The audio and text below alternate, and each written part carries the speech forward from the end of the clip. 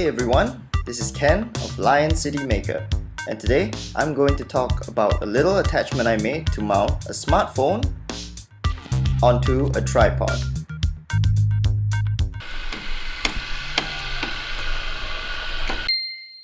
I've always loved watching YouTube videos which use the overhead camera shot. I watch many of them and use the format many times in my videos. Unfortunately, what people don't see behind the scenes is how tedious it is to set up the shot. I use an extremely low budget setup involving a cheap tripod, a low cost smartphone clamp, my phone, and some really tedious positioning until I can line up the shot just right. Even then, it is still a little wobbly and it shows up in my videos. So I wanted to figure out how to use the little equipment I have and make something that, number one, is low cost and use the tools and materials in my studio as much as possible.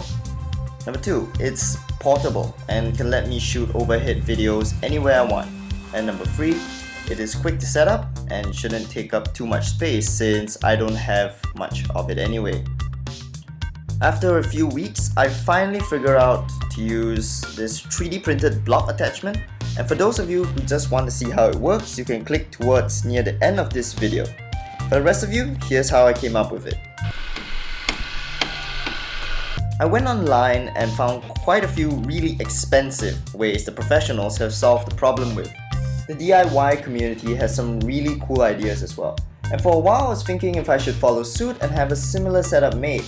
I found square frames, some crane designs, but while all of these approaches were good, they were either too big or I didn't have the materials to make them. That being said, I've put a link in the description to all the stuff I found, so you can check them out if you saw something interesting. I didn't really have much ideas after all that research, so I thought of trying to create some kind of small movable arm mechanism that looked like a crane.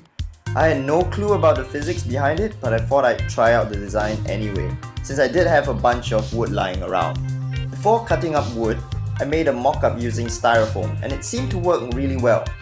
That was my first mistake because the fitting and movement of the styrofoam worked out more because of the texture and weight of styrofoam than the design. I cut up the wood according to my measurements, thinking that I had what I needed. But you can see how that turned out. So I was kind of stuck, and I was thinking that I had to understand crane or robotic arm mechanics to get this to work. I made a few sketches and posted the sketches on Facebook, and I had a friend point out to me that the sketches for the device were getting more and more complicated with each sketch. And he had a point. So I went back to the drawing board and focused on using what I had. I realized the main problem lay in the flexible phone holder I was using, so I took it apart a bit to see how it worked, and I even sliced open the neck to see the wiring inside. Zooming in a bit further, I realized that clipping the clamp onto my tripod was one of the reasons why the adjustment felt so tedious. The clamp just fits awkwardly on the tripod, and it makes the whole process feel so frustrating because I had to overcome this awkward positioning every time to get the shot I want. The clamp slides all over the tripod and it's a tough thing to balance. So I just had to make a better clamp. I had to make something that would attach onto the clamp, and it was great that the clamp itself had holes for me to drive a screw through to attach something with. I quickly 3D modeled and 3D printed a block that could hold onto the entire flexible clamp through the base. It was just a simple rectangle with the holes measured out.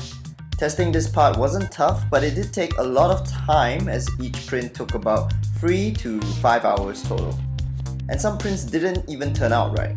I went through a few prints of the design to get the fit just right, and I finally managed to get the right measurements. It's really simple to use. Just remove the screws on the clamp on one end, and you can slot in any M5 screw to hold the flexible clamp in place. A hole at the base lets you screw in the clamp into your own tripod. Even though the results weren't really spectacular, I generally think this is still a good idea since it works and flexible clamps are really cheap to get at about a few dollars per piece. For those of you who want to give it a try, I've uploaded a customizable version of the model on Thingiverse, so you can make your own regardless of the size of the clamp that you get. One big drawback of this design is that it basically makes the bottom clamp of your flexible clamp useless. So you have to be willing to sacrifice a clamp for the sake of your overhead shot. I also still didn't manage to fix the wobble on the clamp with this design, and I suspect I would have to do away with this whole idea of a flexible clamp if I even want to fix it.